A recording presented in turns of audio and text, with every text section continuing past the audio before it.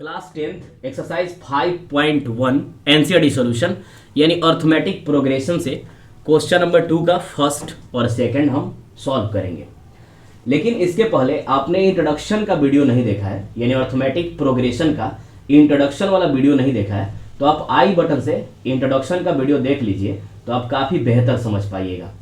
Question में ये कह रहा है कि यहाँ पे ए और डी दिया है, यानी फर्स्ट टर्म को हम ए बोलते हैं, डी क्या है, कॉमन डिफरेंस है, तो इसके और 4 टर्म लिखने हैं। तो हम कैसे लिखेंगे, यानी कि ए1 को, यानी ए1 जो फर्स्ट टर्म लिखना है वह ए के बराबर होता है, यानी कि 10। ए2 होगा दूसरा टर्म ए प्लस डी, यानी ए का वैल्यू क्या होगा 10 और डी का वैल्यू भी 10, यानी कि 20। तीसरा टर्म, थर्ड टर्म क्या होगा, ए प्लस 2d, तो हम ए का वैल्यू 10 प्लस 2 इंटू 10 कितना होगा, 10 इंटू 2 20 प्लस 10 30।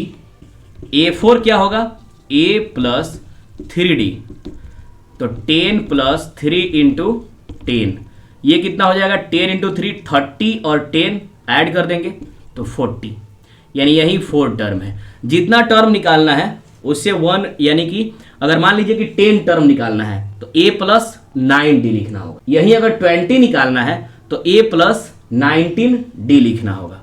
आइए दूसरा देखते हैं। फर्स्ट टर्म का वैल्यू है a, यानी -2।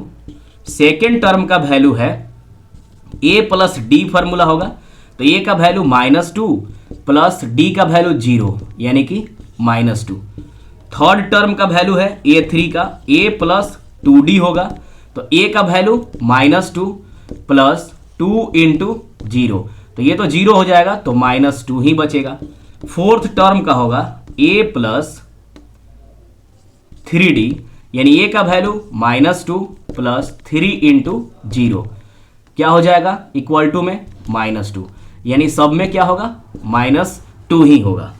यानी कोई भी टर्म लिखना है तो d उससे एक कम रखते हैं। जैसे कि अगर हमको लिखना है 100 टर्म तो a प्लस 99d हो जाएगा। अगर वही लिखना है 17 टर्म तो a प्लस 16d हो जाएगा। इस तरह से आप कोई भी टर्म लिख सकते हैं। क्वेश्चन नंबर 3 है, यानी 2 का ही 3 है।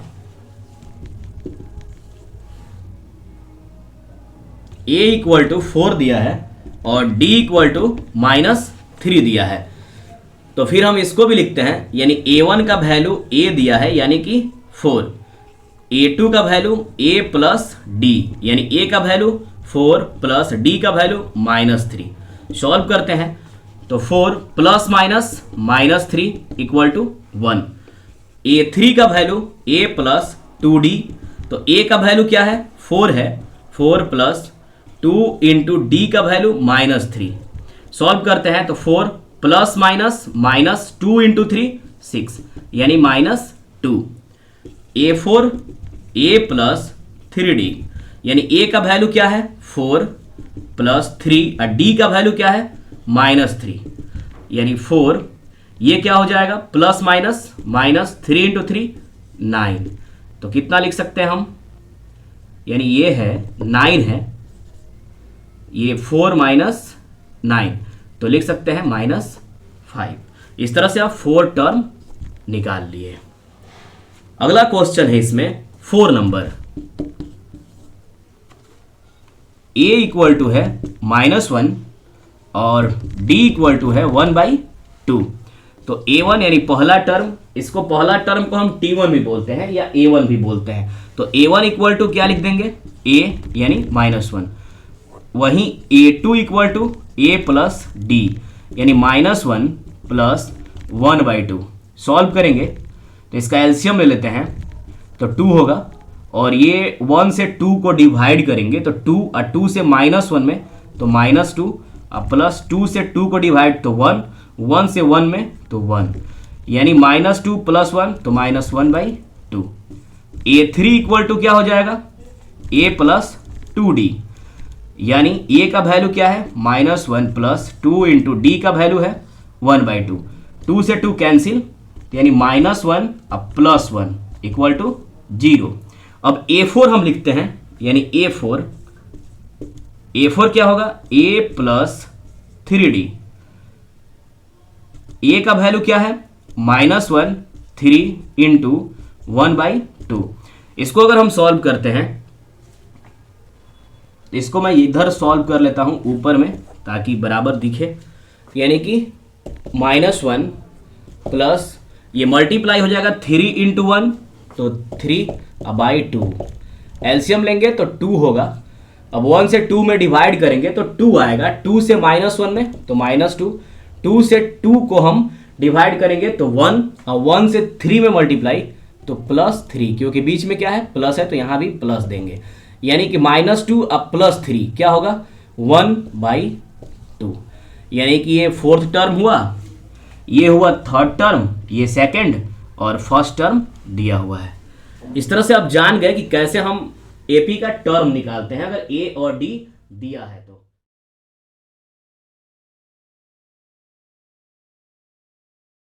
आइए देखते हैं 2 का 5 नंबर क्वेश्चन, यानी कि एक्सरसाइज 5.1 एनसीईआरटी का है, क्लास 10th। क्वेश्चन नंबर 2 का 5 है। क्वेश्चन है a equal to -1.25, a equal to -1.25 और d इक्वल टू है -0.25।